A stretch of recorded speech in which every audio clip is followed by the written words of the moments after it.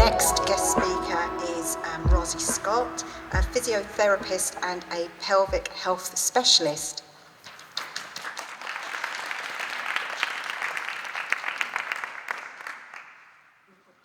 Got props. I don't have a nice presentation, but I do have some props. So yeah, I'm Rozzy and I'm a pelvic health physio. So I deal with all things pelvis. I mean, really, I say from kind of like here downwards, because anything that affects the pelvis is often like starting at the feet. But why is that important to kind of menopausal ladies? It's the pelvic floor, the dreaded pelvic floor. And everybody, well, not everybody, but they always say, you know, why is it around menopause that I start noticing some of these symptoms? And some of those symptoms are going to be things like incontinence or like a heaviness or a dragging, and then they might say, I found a bulge is the biggest thing, and then they get the mirror out, they go and have a chat with the GP, and they get the husband to look or whatever. But I think they come to me often absolutely terrified of, what are you going to find? Are you going to use a speculum? Is this me doomed? Am I ever going to leave the house again? And I think it's really sad, like some of the stories I've heard, and some of these stories have begun even as young as like young little girls, where they've just not really known how to have good pelvic health habits, I think. You know, I know you like talking about poo, I love talking about poo too, but you know, actually constipation is one of the biggest impacts actually on our bladder as well. So if you have an unhappy bowel, you will probably have an unhappy bladder.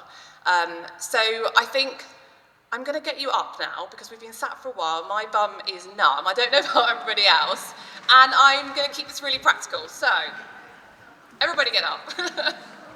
So, you might not be able to see me now, but basically, every time that you breathe in, your pelvic floor lowers. So, your breath, effectively, is lowering your pelvic floor.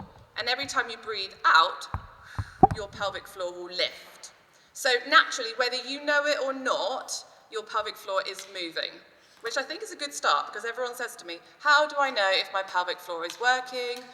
Yes, an internal examination is going to help, but I think it's encouraging to know every time you breathe, it should be moving. So that's the first step. And we know that it's complex. I mean, if you can actually see this, you know, it's not just one group of muscle, it's a ton of muscles in the pelvic floor.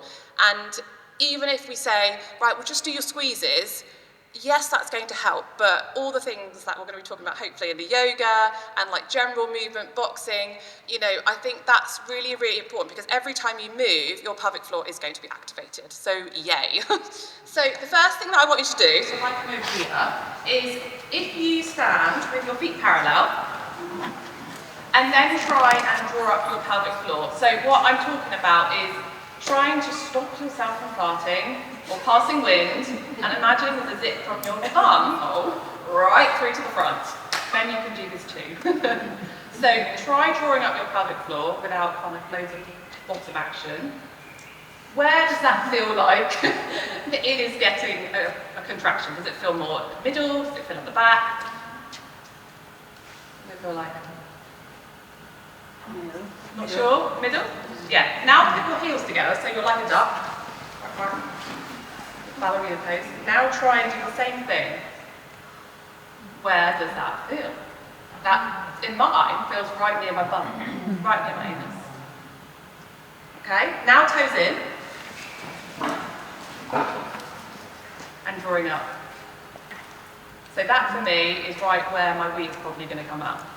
So every time you change your foot position, people say, well, we're just lying there and I'm doing my Kegels, it's not getting any better. That's because you're not loading your pelvic floor enough. You don't lie around all day, we're walking around. And you can sit down now if you want. And, you know, during menopause, our muscles reduce up to sort of 10%. And if that's your pelvic floor, no wonder you're going to start having problems if you've already got a slightly weakened pelvic floor. So we have two types of muscle fibres. The endurance muscle fibres deal with us walking around all day. But then when we cough and sneeze and jump, that will be our fast twitch fibres coming in. So we need to be doing both of those exercises to actually maintain a healthy pelvic floor. So that's kind of me in a nutshell. If you want to come and talk to me and you have some burning questions about urine, poo, bulges, all the things, I'm your lady.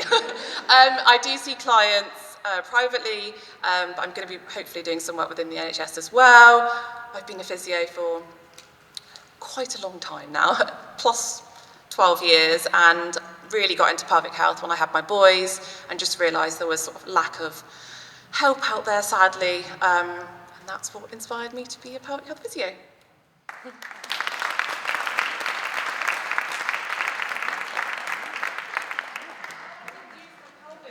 Yes, right.